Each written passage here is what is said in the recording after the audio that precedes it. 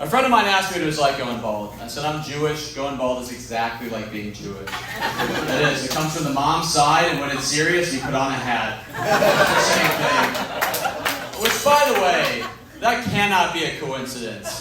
That we're the most bald religion and have mandatory hat wearing. Come on. That cannot be a coincidence. That we made our hats the exact size of a bald spot. As not to waste a penny on fabric. Seriously, do you know how overly convenient that is? That'd be like if converting to Islam came with TSA pre-check. Like, what are the odds?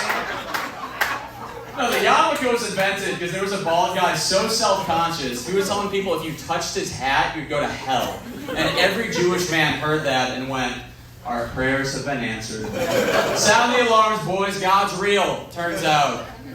Do you know that it's actually a law in Judaism that a Jewish woman can marry a non-Jewish man? That kid will still be Jewish.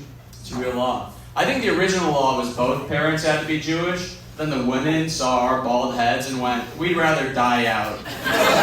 We'd rather go extinct than have babies that look like our husbands. So we made the laws and it worked. We're still here. So, say what you want about Jews, but there is not a problem we can't solve legally. We're good.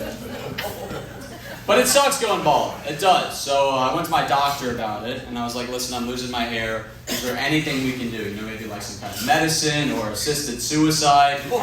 And she gave me a pill, and she said, listen, this pill will stop the hair loss, but I think I should warn you, the side effect is erectile dysfunction.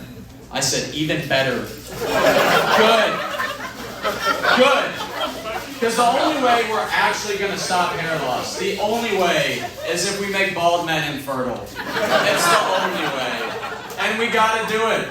Because I don't want another generation of men to see the faces people make when I tell them I'm only 30. Yeah. Or the way they lose their minds when I admit I'm 27. Doesn't that suck? Cut off our penises for the kids. I think I'm the only guy to ever say that sentence.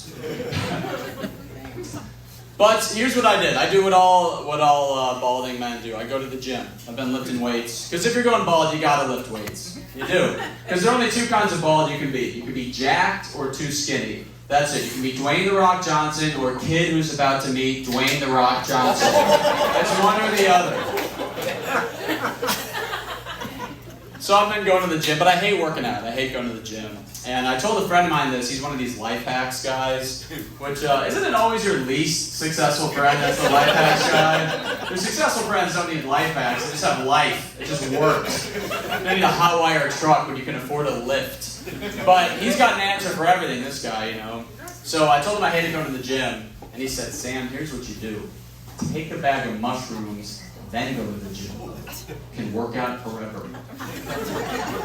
Alright, I took a bag of shrooms and went to the gym. I was on the treadmill for 3.5 hours before I pressed start. I was just watching anime, chilling. But listen, I worry about the image, because I'm single. And I'm trying to date, but I don't know. Here's my issue with dating. People lie on every date, don't they? People lie on every single date. I'm no better than any of them, by the way. I want to make that clear. I wear a toupee dates 1 through 3 every time. Then I show up like this, date 4. I'm like, work has been really stressful. I keep praying it'll get better. That's why I have on this yarmulke. But I went on a 3rd date recently, and that was exciting because I'm like an old school guy. I always wait for the 3rd date to ask her anything about herself. And OG shit,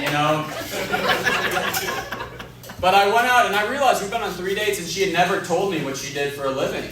And so I asked her, I said, hey, what do you do for work? And I swear to God, she goes, oh, me? I'm a rabbi. I said, I gotta go. I can't deal with that. She said, what's the big deal? You're Jewish. I said, not that Jewish. I'm closer to ISIS than I am to rabbi.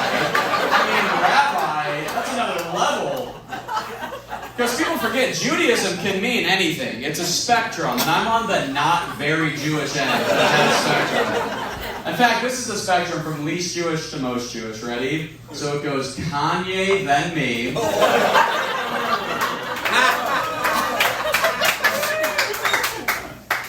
Hollywood, rabbi, landlord. So that's the spectrum. Does that make sense?